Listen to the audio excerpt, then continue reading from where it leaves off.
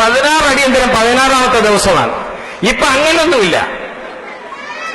അപ്പം തന്നെ phone California എന്ന് വരുന്നു.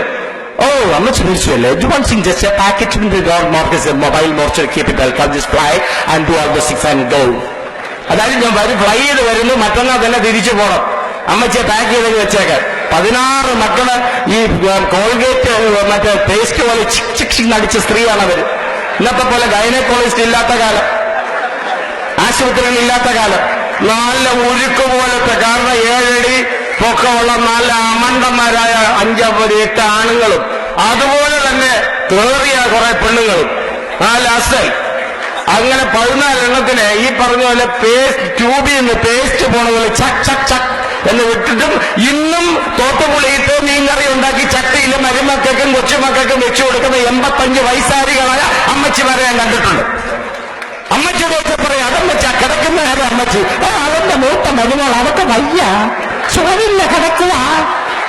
അങ്ങനെ കുറെ എണ്ണം അവിടെ കിടക്കുന്നതാണ് ഞാൻ കണ്ടിട്ടുള്ള കാഴ്ചകളാണ്.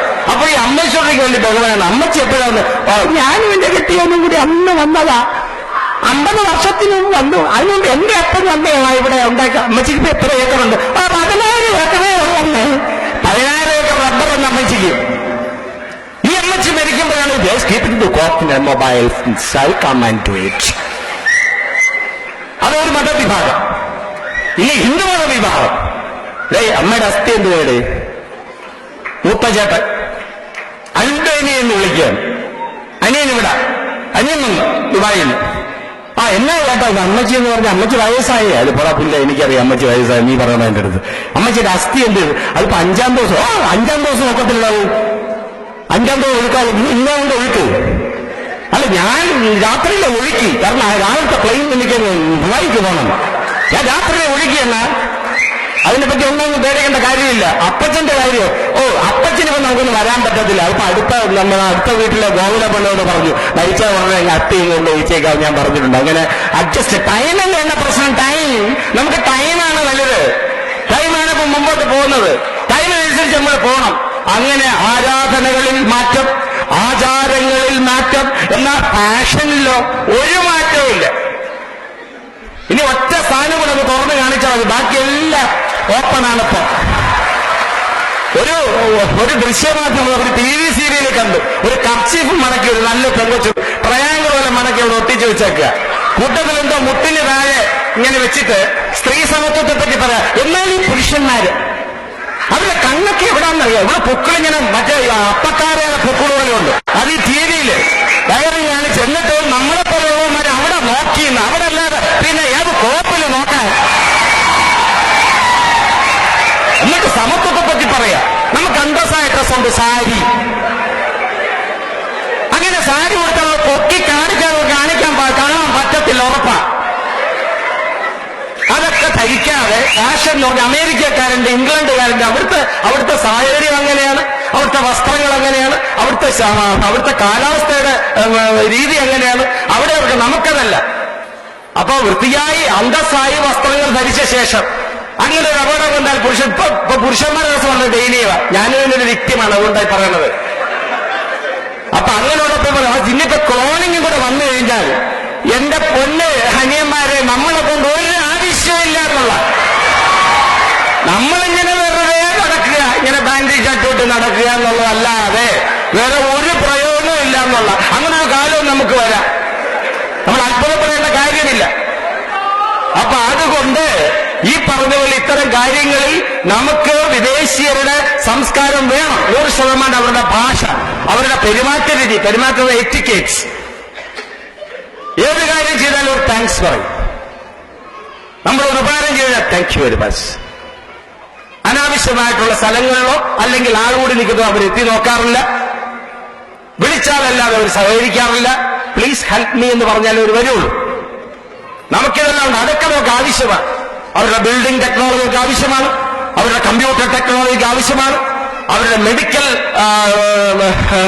മെഡിക്കൽ സയൻസ് നമുക്ക് ആവശ്യമാണ്. പക്ഷേ വസ്ത്രധാരണ രീതികളിൽ നമ്മളിൽ നിന്നും മാറുവാൻ പാടില്ല. ഇത്രയും അന്തസ്സുള്ള കുലീനമായ ഒരു വസ്ത്രധാരണം കേരളീയരെ പോലെ, ഇന്ത്യക്കാരെ പോലെ മറ്റൊന്നുമില്ല എന്നുള്ളതാണ്. അത് ബോധപൂർവ്വം നമ്മൾ മറക്കുന്നു എന്നുള്ള. എന്നിട്ട് അത് വലിയ ക്രെഡിറ്റ്. ഞാൻ ദുബായ് ചെന്നപ്പോ, കാരണം നല്ല കാര്യം പറഞ്ഞു കൊടുത്തിട്ട് കുറച്ച് ചീത്ത കാര്യങ്ങളും പറയണമല്ലോ, അതിനുവേണ്ടി പറഞ്ഞ ദുബായി ചെന്നപ്പോ വളരെ സമ്പന്നമായിരുന്നു. ദുബായിലുള്ള സഹോദരന്മാർ ഇരിപ്പുണ്ട്. സമ്പന്നമായ ഒരു ഫാമിലി. ആ കെൻഡക്കി ഫ്രൈഡ് ചിക്കനും ഒക്കെ തിന്ന് ഓരോ തൊട സ്മിതയെ പോലുണ്ട് ചെക്കന്മാരുടെ. സത്യം ഞാൻ പറയാണ്. ഞാനും രണ്ട് പിള്ളേരുടെ തൊണ്ടയാണ് ഞാൻ. നമ്മുടെ രീതി വിട്ടിട്ട് ഓവർ വെയിറ്റിട്ട് കുട്ടികൾക്കൊക്കെ അമിത ഭാരമാണ്.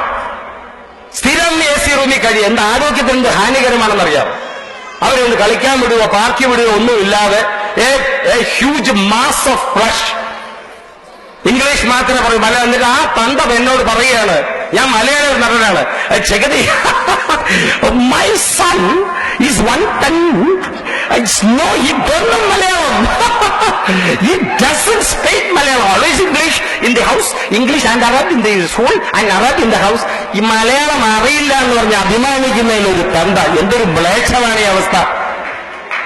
അതിനുശേഷം ഈ പറഞ്ഞ പോലെ 10-15 കുടുംബങ്ങൾ ചേർന്ന് അവരൊരു സംഘമുണ്ടാക്കി. മലയാളികളുടെ കുടുംബങ്ങൾ, അവിടുത്തെ വീട്ടമ്മമാർ ഈ കുഞ്ഞുങ്ങളെ വെച്ചിട്ട് ആ ആ ഈ അമ്മ അണ ആന എന്നൊക്കെ പഠിപ്പിച്ചു. കാരണം ഈ കുട്ടികളൊക്കെ വളർന്ന് നാളെ ഇന്ത്യയിൽ വന്നു കഴിഞ്ഞാൽ ഈ ഭാഷയെ മറന്നു പോകുന്നുള്ളതാണ്. അപ്പോഴാണ് ഓർക്കുന്നത്, ഉണ്ണി മറക്കായിക ഒരമ്മ തൻ നെഞ്ചിൽ നിന്നുണ്ട് അമൃതത്തെ ഒരിക്കലും. പെറ്റമ്മയുടെ നെഞ്ചിൽ നിന്നും മാർദ്ദത്തിൽ നിന്നും കുടിച്ച പാലിന്റെ മാധുര്യം, അതാണ് നമ്മുടെ ബേസ്. അത് എത്ര വർഷത്തോളം നമ്മൾ കുടിക്കുന്നു അത്രത്തോളം ആരോഗ്യവാന്മാരാണെന്നുള്ളതാണ്. ഞാനൊക്കെ 5 വർഷം വരെ പാൽ കുടിച്ചതാണ് എന്റെ അമ്മ പറയുന്നത്. 5 വർഷം കൊണ്ട് ഈ പോക്കർത്തരമാണ് എന്റെ എങ്കിൽ ഞാനൊരു 10 വർഷം അമ്മയുടെ മോലെ കടിച്ചു നാന്നിരുന്നെങ്കിൽ ഞാനിപ്പോ ജയിലിലായെന്നെ എന്നുള്ള. അതുകൊണ്ട് നമ്മുടെ വീര്യം എന്ന് പറഞ്ഞാൽ മുലപ്പാലും, നമ്മുടെ സ്നേഹം എന്ന് പറഞ്ഞാൽ നമ്മുടെ കേരളവും.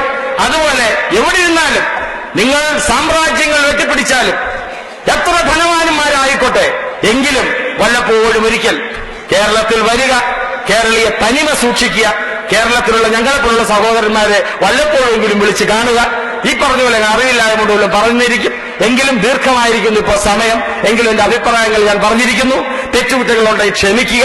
ഈ പറഞ്ഞ പോലെ ഈ സായാഹ്നം എന്റെ ജീവിതത്തിൽ ഞാൻ ഒരിക്കലും മറക്കില്ല. നിങ്ങൾക്ക് എല്ലാവർക്കും അവയുടെ ജേതാക്കൾക്കും എന്റെ എല്ലാ ഭാവങ്ങളും നേർന്നുകൊണ്ട് ഞാൻ എന്റെ വാക്കുകൾ ഉപസംഹരിക്കുന്നു. നന്ദി, നമസ്കാരം.